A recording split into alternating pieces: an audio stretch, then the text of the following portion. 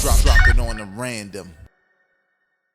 What up, y'all? This is your host, Vegas of Hip Hop Now podcast. We're going to be doing a rebranding of sorts, stepping things up for all the people who have supported the podcast over the years, provided more content, different content, and improving the quality, but we can only do that with your help.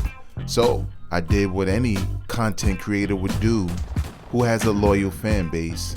I created a Patreon. Today and going forward, you can support this very podcast by going over to patreon.com/hiphopnow. Don't worry, the link is in the description. You click it, you go there. There's 3 tiers of ways you can support. You can be a one-time supporter or you can be a monthly supporter. Let's keep it going in 2020 and beyond by visiting patreon.com/hiphopnow. Coming up on this week's episode of Hip Hop Now podcast, my thoughts on Lil Wayne's new album, Funeral. Mace puts Diddy on blast after his Grammy comments, and 50 Cent gets a star on the Hollywood Walk of Fame, and a fan yells out, Ja Rule. Welcome to 2020. Let's get right to the business. Read these headlines. This album must be gone. This album must be gone. Okay, Brandon, thanks very much. What a season this has been. Hard to believe it ends tonight, as we'll get back to you guys for the second half of this Super Bowl in just a moment. In the game you're watching, it was Jimmy Garoppolo, who was brilliant in that What up, first y'all? half. I am your His host, guys Vegas, lead, and this though, is by Hip only Hop a field Now goal. podcast, So a losing it back podcast to designed Brandon Gaudin and to Charles help Davis. you catch up on all the hip hop music and culture that you love. Returning listeners, I appreciate you. Gonna appreciate you a little bit more if you was listening to what started off this podcast. And new listeners, welcome. I hope you enjoy what you hear. I hope you enjoy enough to support. I hope you enjoy enough to share this podcast with others you know would enjoy this kind of content. Big shout out to hiphopdx.com, allhiphop.com, Ambrosia for Heads, djbooth.net, and a couple of places where I'm getting some of these stories from. And before I get right into the business, I gotta say a special rest in peace to Kobe Bryant, his daughter Gigi, and the rest of the people who lost their lives in that terrible helicopter crash. I mean, it's a sad situation. I know there's some cynical people out there who say people lose their lives every day. Very true. Very true. No one would argue that. But you can't tell people they can't mourn someone who has basically touched their lives, you know? So, here on Hip Hop Now podcast, we want to take a quick, brief moment, a moment of silence to remember Kobe Bryant, his daughter, and the people who died in that helicopter crash. Definitely an effective way to sneak him across the formation for an easy completion and a first down. And he'll be brought down at the 50 Rest in after a peace. gain of about 5. Let's get into the business, though. Schoolboy Q says he has a new album coming out this year. And he says to everybody that he is not lying this time around. If you remember, he had an album coming out and last year, which did come out in April. That was Crash Talk. And, we thought it was going to come out sooner, but it was kind of like hit or miss, and then it eventually dropped. I thought the album was cool. I think the problem sometimes is we can't help it. We compare, like if you got 2 dope albums prior to this new release, right? We're expecting the same, if not better. And when it doesn't really feel that way, we tend to just write it off as an album that wasn't that good. I don't think Crash Talk was bad. I just think it just wasn't better than the other 2. And it's sort of unfair to say, but at the same time, you get it, you get it. Like, at some point, dudes kind of try to go in different directions, look for different, I don't know, different inspirations for a new album, and sometimes it works and sometimes it doesn't. Will we get the Schoolboy Q album in April? Who knows? But I'm definitely, looking forward to it, considering, I was a fan of his last two albums. So keep our eyes and ears open for that one. Shaq recently shared a throwback studio session of him and Kobe Bryant and DJ Clark Kent. And I posted this on my Instagram in stories. It's probably going now that I think about it, but at Vegas World INC. And the first thing that hit me is, for those who don't know, yes, Kobe Bryant could rap, and so could Shaq. But for me, personally, the first thing I thought about was like, wow, you could tell rap was different at a certain point, right? Just by the way Kobe's rhyming, like everything is lyrical, spiritual, miracle in the mirror too. Like everything is like lyrical wordplay. And I want to take a hip hop moment for people to realize what that means. That means there was a expectation. Because he's Kobe Bryant, the basketball player. He's Shaq, the basketball player. Two Hall of Famers. Easy, right? Champions. MVPs of the league. Easy. They don't have to go and rap. They just don't. Especially they don't have to go and record it. Let's say that. They don't have to go and record tonight. But when you listen to them rhyming in this session, you can Google it. It's probably anywhere. You hear Kobe Bryant spitting, you're like, man, that was a time where the lyrical bar was high, and you knew if you was going to rap, you had to be nice. You had to be thoughtful about your lyrics. You had to have some wordplay, because otherwise, he just would have had some ABC 1, 2, 3 rhymes. Now, don't get me wrong, I'm not saying the bars was like up there on the level of Nas, Rakim, and a bunch of legends in the game, but they were not whack. Not at all. It wasn't like, yo, tell this basketball player to put the mic down. It's better than a lot of dudes today. So check that out. I think it's a nice throwback for those who never knew that Kobe Bryant rhymed like that. And for hip-hop fans like myself who hadn't heard that in a long time. Because I heard it before, but that was a long time ago. Jadakiss reveals that he has a new album called, what is this? Ignitus? See, come on, hip-hop. We got to stop doing this. Most of us ain't really doing a lot of research on things, Ignitus, I don't know. I don't know what it's supposed to be. Somebody let me know. I didn't do the research on it. Who cares what the title is? It's a new Jadakiss album. It's coming soon.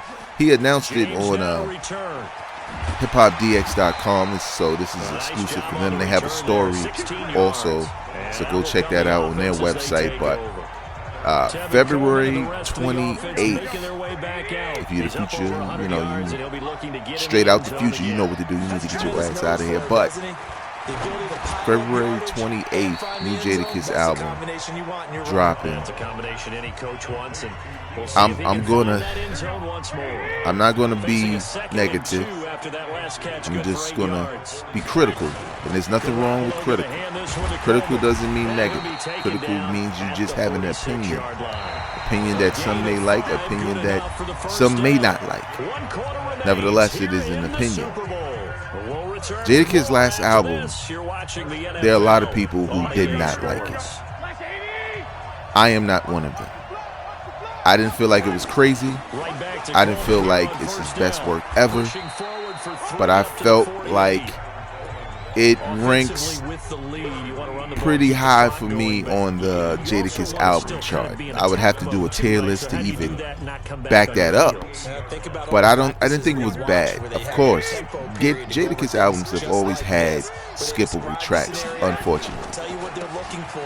Because Jadakiss kind of walks the line between being that boom bap dude and trying to be a radio dude.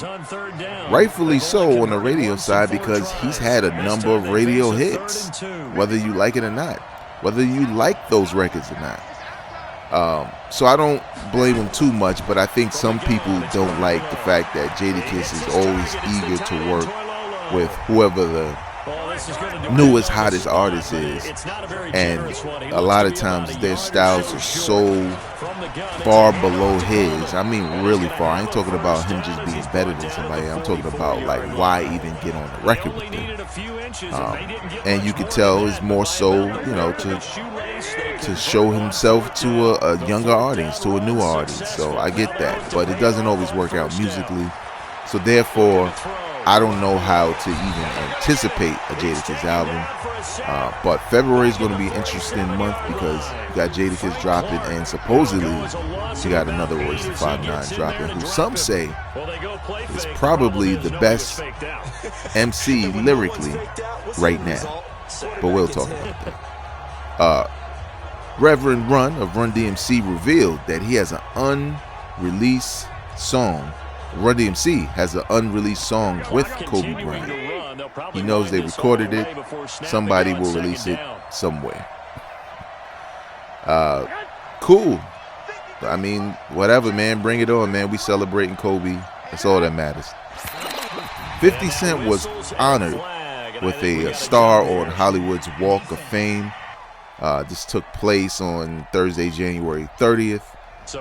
And 50 said this on Instagram: Southside on the map.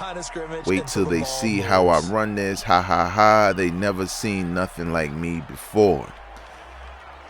I think 50, we know people pay a fee to get their star on the Walk of Fame, but I believe there's probably some other criteria there, and I think 50 Cent, not only with his music, but what he's been doing in Hollywood, you know, from not that he's had any major roles acting wise, but he's been in a couple films, and you know, he's just doing some big things with television, and will continue to do some big things. So he's a celebrity, you know. He's not just a rapper, he's an all-around celebrity, involved with a number of things. So good for him. The funny part, though, is that during the ceremony, because Eminem and Dr. Dre showed up, obviously, to support the homie. During Eminem's, I guess, speech about 50 Cent, someone yelled out, "Fuck Ja Rule." And I'm not even gonna lie, I laughed because I kind of felt bad for Ja Rule. Like, really? Is this going to be the end-all, be-all of his existence? That 50 Cent told us a long time ago that, you know, Ja Rule doesn't matter. Ja Rule is whack. He's a punchline. And we all just continue to go with it. 50, like, think about this, man. 50 Cent is getting a star on the Walk of Fame. He's dressed like Dolomite. Eminem and Dr. Dre are there to support, and someone decides to trash Ja Rule during the ceremony. Only in hip-hop. Mason Bethel, Mace to some of y'all, put P. Diddy, Puff Daddy, Puffy, whatever, on blast, Brother Love. Put him on blast for his Grammy comments accusing him of starving his artists.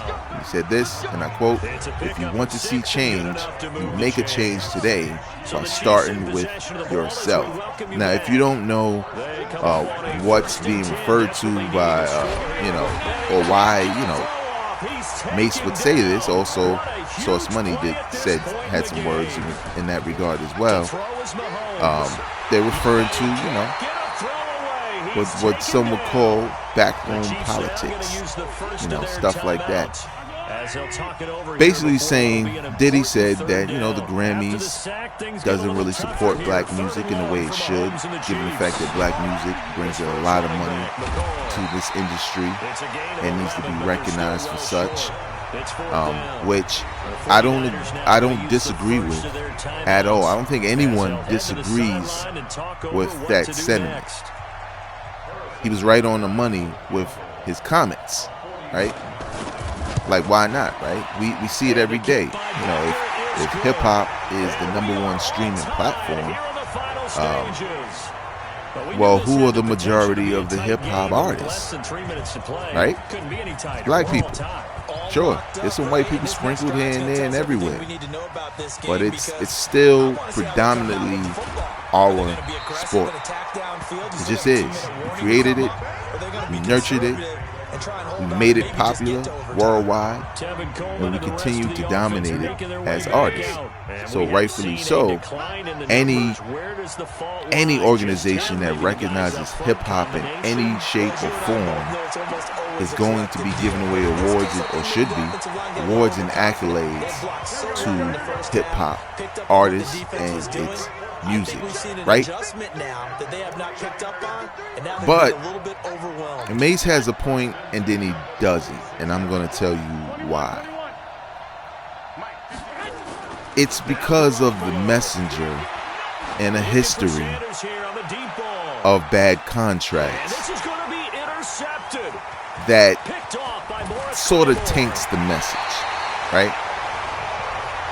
Because here you are telling another organization, talking about Puff Daddy, you're telling another organization to get their stuff together and do what's right and honor the music of the people who would make money for everyone, who make pop culture even stronger than it's ever been with all these different artists. You're telling them to be fair, be right, be righteous. This all sounds good.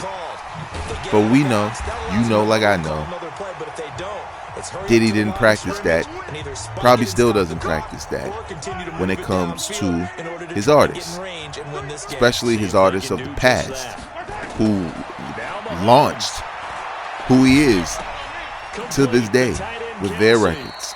His vision, in a lot of cases, can't take that away from him, but their talent and their work ethic to bring those visions and those lyrics and those songs together. And Sauce Money has some words to say very similar to what Mace said.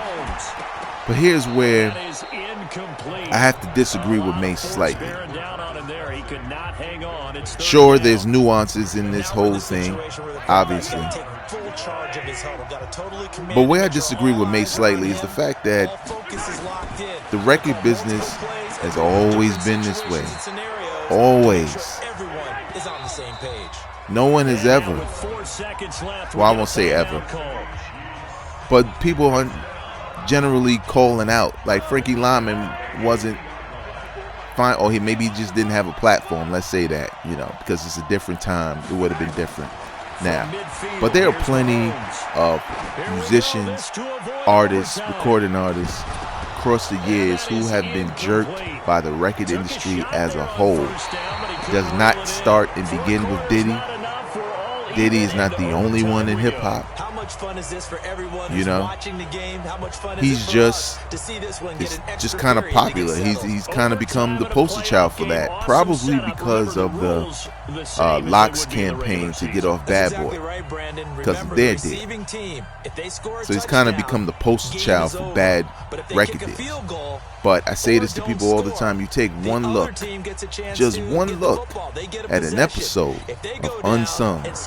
Doesn't matter which one. It doesn't have to be hip hop, and you will see there's a history of not only black executives but white executives taking advantage of talented people who come into the industry and just want to sing and just want to rap and just want to be stars.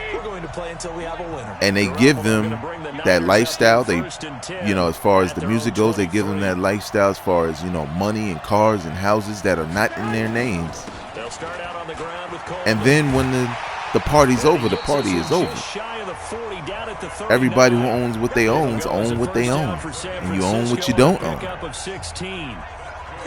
And that goes back to the fact that we need to educate ourselves before we sign any deals. It is not difficult to know the basics of what you need to know before you sign a major recording contract. How many examples of artists we gonna see, sign deals, sign bad deals, now it's a 360 deal, sign bad deals because they just want to be on. So many people do it. So many people want it so bad that they'll hire any lawyer. They won't ask questions.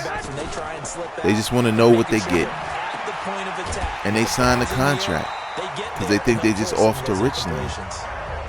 They don't care about. They're not thinking about publishing and points and how much they recoup, and they're not thinking about any of that. They're just thinking about sign this, I got a chain, they put me in the house and car, I'm good. It's been done throughout the history of this business. So no, Diddy is not the poster child. Yes, he has a point in his speech. His point is still valid. You may not like the messenger, but the message is the important part, right? Right? If somebody ran up to your house, said, yo, these guys are going to kill you, but he smell like piss, are you going to be stuck on the fact like, why is this pissy dude telling me this? No, you what? Somebody trying to kill me? You don't even care at that point. It's about the message. If you can't find any other way to get money you feel is owed to you by Diddy or whoever else, I don't know if this is a good idea. Maybe it is. I don't know. I feel like some of these bad boy artists have been saying this for years, and which tells me that they don't have any other way to get that money back legally. So who knows? I don't fault Diddy for his speech. I don't fault Mace or Source Money for feeling the way they feel. I mean, you're human. You're going to feel that way. You're going to feel like you were bamboozled. But for those who don't have major recording contracts and want to get one, educate yourself beforehand. Build up yourself independently. Look at the dude Juice WRLD. Look at a lot of these. That's one thing I'll say for this generation of hip-hop artists. A lot of them get it popping before they sign a major deal. So a lot of times they're signed in decent deals. A lot of them aren't getting jerked. But then there's a lot of people who are. Educate yourself. And lastly, I want to talk real quick about this new Lil Wayne album, Funeral, which I believe was announced back in 2016 and is just being released in 2020. If you're from the future, you know what to do.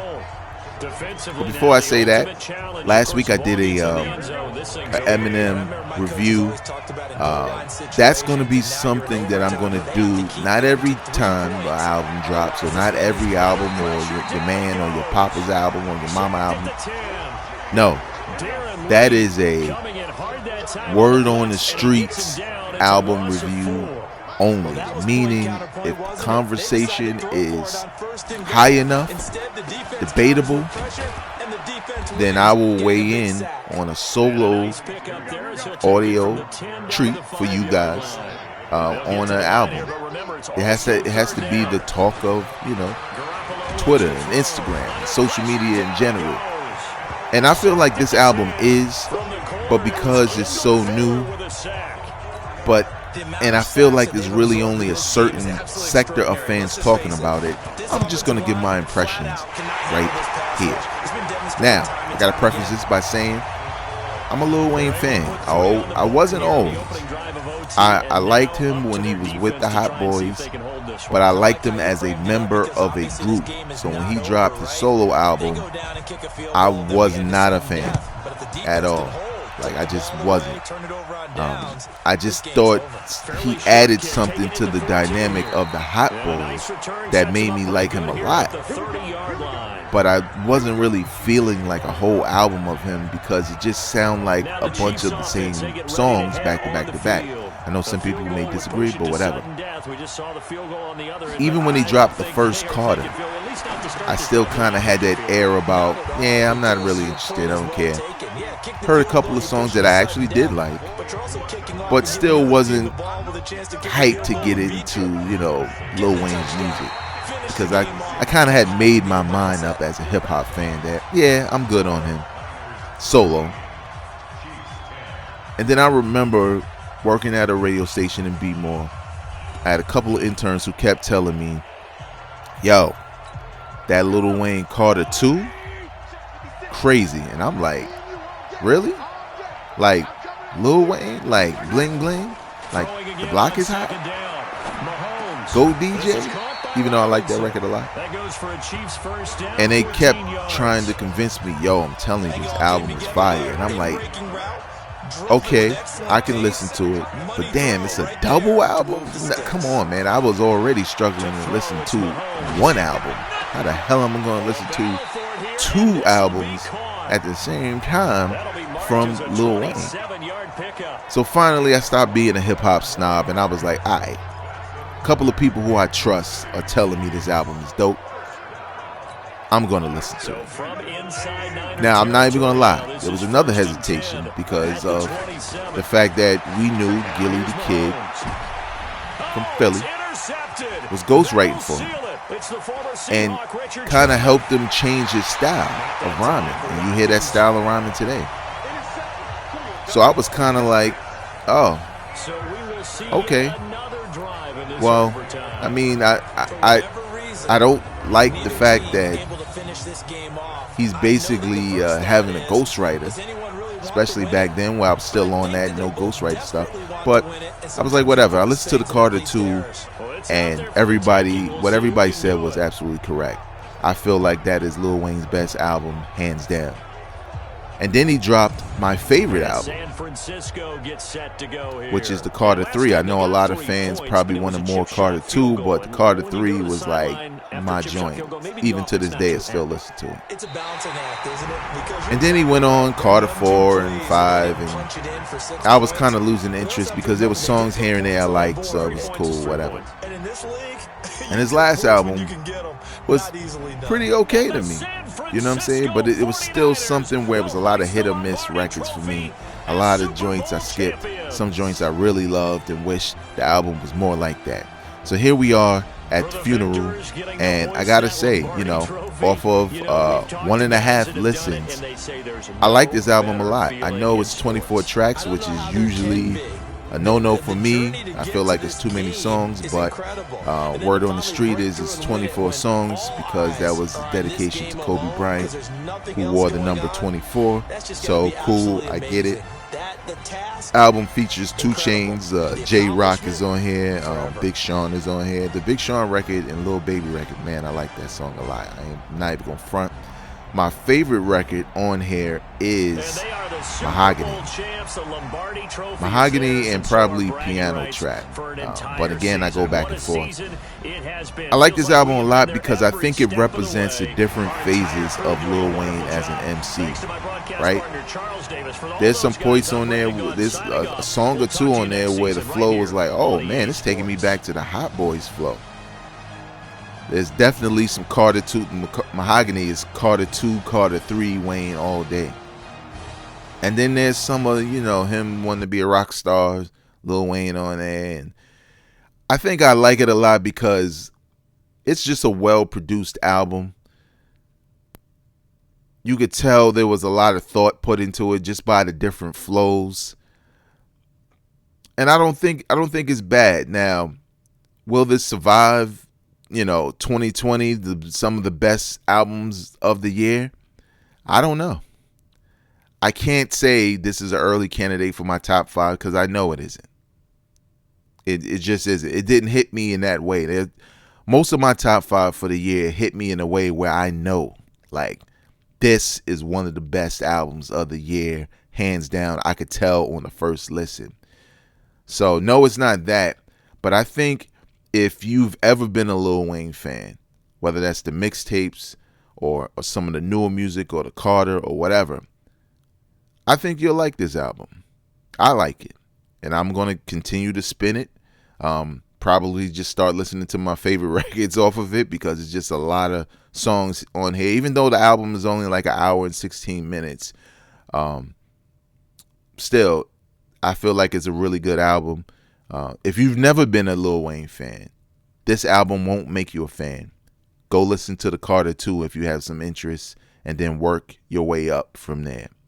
That's going to do it for me for this week. You can follow me on Twitter and Instagram at VegasWorldINC.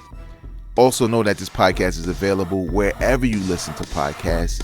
All you got to do is in your search bar, type the words Hip Hop Now Podcast, subscribe, and be locked in for weekly hip hop updates. Don't forget, this podcast has a Patreon, and you need to get down with that if you want to see more content coming your way from Hip Hop Now Podcast. Until next time, y'all, I am not a critic, I'm a fan. Peace. Drop it on the random.